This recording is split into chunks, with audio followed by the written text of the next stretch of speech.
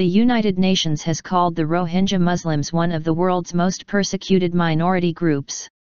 Fleeing persecution in Myanmar, the Rohingya see Malaysia, a Muslim country, as a potential safe haven.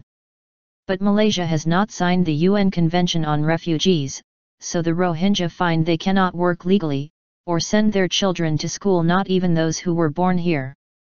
Activists estimate at least 18,000 have arrived in recent months. Most feel they had no option but to flee. A violent attack left Ayub Khan's arm and neck partially paralyzed. I tried to run away from the mob, but they caught up to me and slashed me on the shoulder, he said. Another refugee, Nayeemah, said human traffickers killed her husband as they fled with their children via Thailand to Malaysia.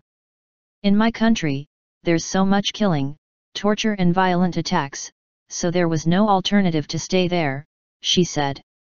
I had to leave the country and head to Thailand. Eman Hossein left on a ship with some 400 others. When the people died, they just threw them in the ocean, he said. At least 50 to 55 people died. About 40,000 Rohingya in Malaysia are registered with the United Nations Refugee Agency, UNRWA, giving them some protection from arrest and deportation. But activists estimate at least that many remain unregistered.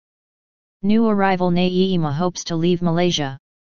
If I stay here, I will not be able to send my kids to school, so I want to be resettled to another country, she said. Rohingya activist Mohammed Sadiq estimates that only about 1,000 Rohingya have been resettled to date. Many of the refugees are waiting for more than 3 decades, he said.